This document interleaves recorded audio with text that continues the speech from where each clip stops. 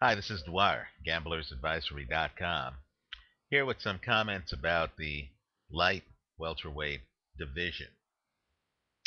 Um, Many people know that for a while now, and I know it's controversial, but for a while now I've been saying that the best two guys at 140 pounds are not Amir Khan, unbeaten Timothy Bradley, or unbeaten Devin Alexander.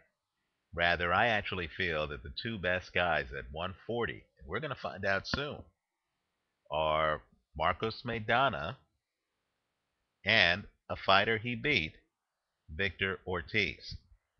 Now, Marcos Maidana is fighting Amir Khan, who has a share of the belt at 140 pounds. It's a loaded division, right? You have others in that division. Ali Funek is in that division. Johan Guzman, when he loses weight, is in that division.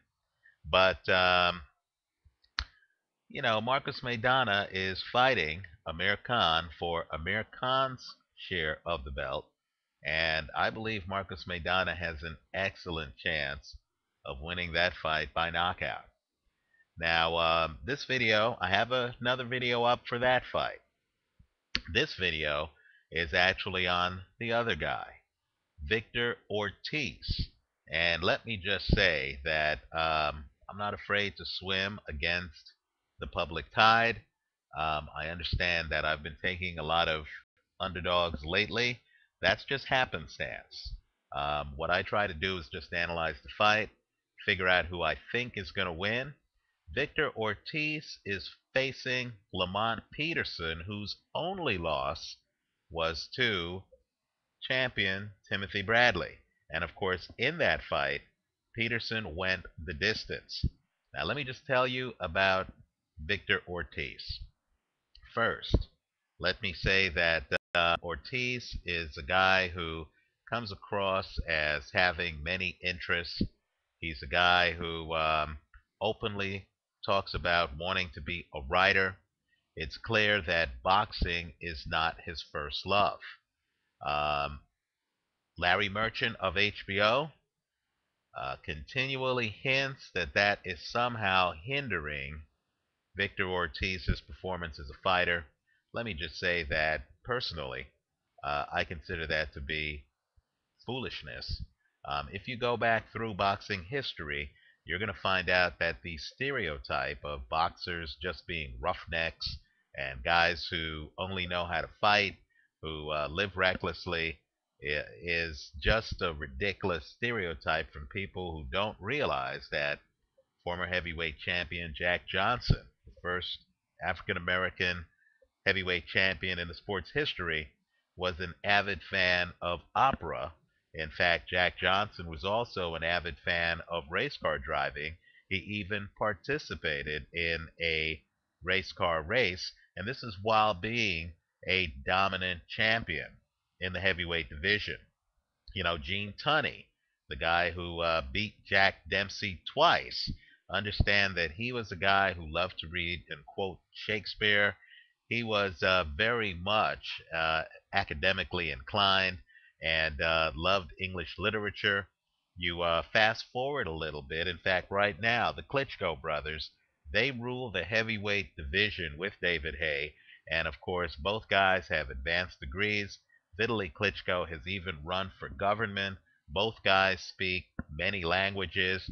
In fact, speaking of government, Manny Pacquiao, who many consider to be the best pound for pound today, um, obviously I feel it's Mayweather, but keep in mind, Manny Pacquiao right now is juggling that mantle while participating in public office in the Philippines. He's actually an elected official.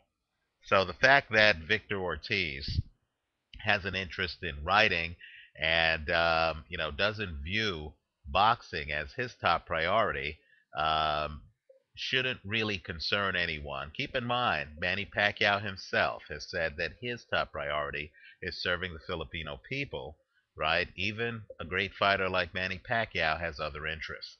Let me also talk too about Victor Ortiz's last fight. Not his last fight, but his last loss. The loss to Marcus Maidana. Um, I know many people are saying that Victor Ortiz quit in that fight, so there are, of course, suspicions of him. Understand that he's not the first excellent fighter who has quit in a fight. Roberto Duran uh, arguably quit in the rematch against Ray Leonard.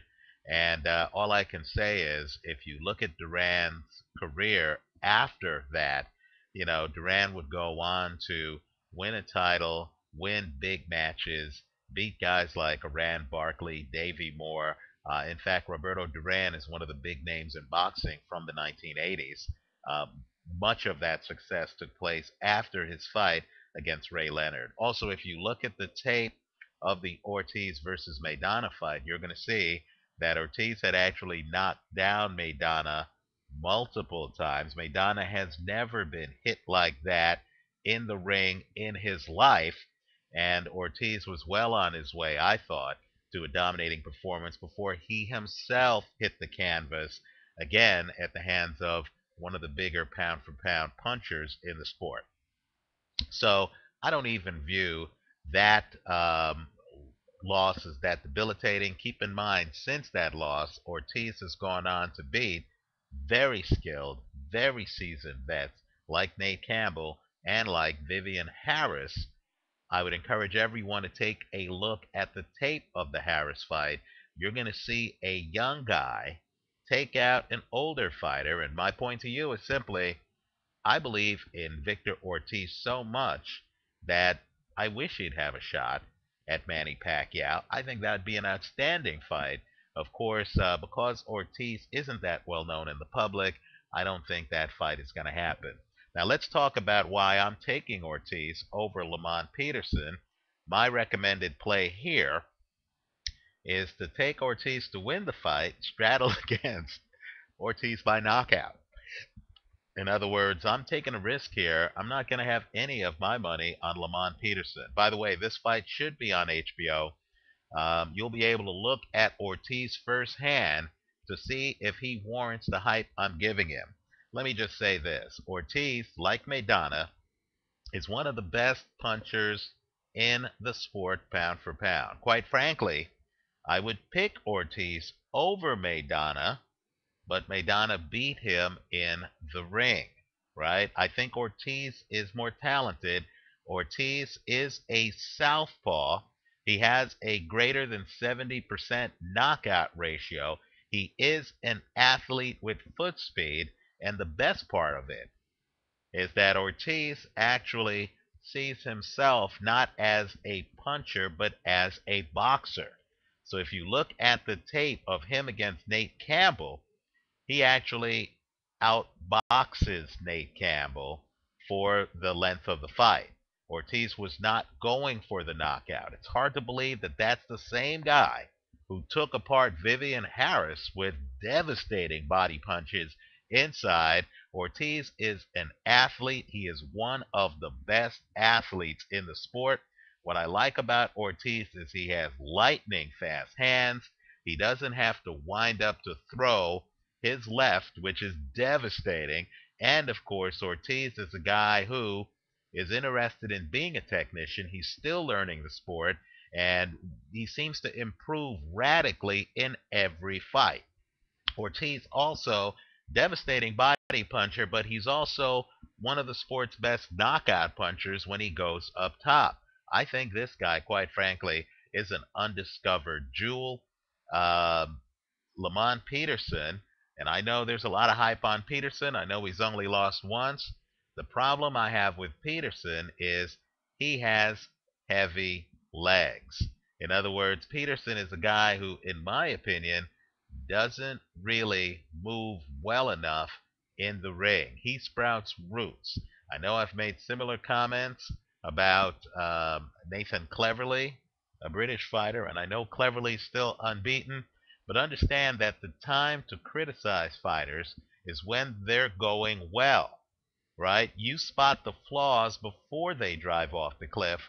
This way, when they are in against a big test, a better fighter, you can then take advantage of those flaws in your betting pattern at the sports book. And all I'm saying is Peterson's too predictable. He sprouts roots. He doesn't move as well as elite lateral movers, and I consider Ortiz to be in that category, even though Ortiz has bang, right? Just take a look at Ortiz against Nate Gamble.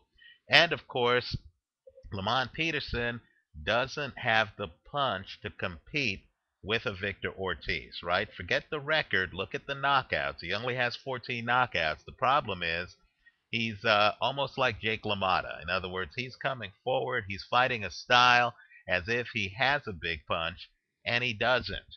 So Ortiz is going to have his choice of how he disposes of Lamont Peterson. He could either stand there and just trade punch for punch with Peterson and take him out, or he can move laterally, then come in at angles like he did against Vivian Harris, fight a little bit of a Manny Pacquiao style, come in at angles, throw combinations, then take out his body.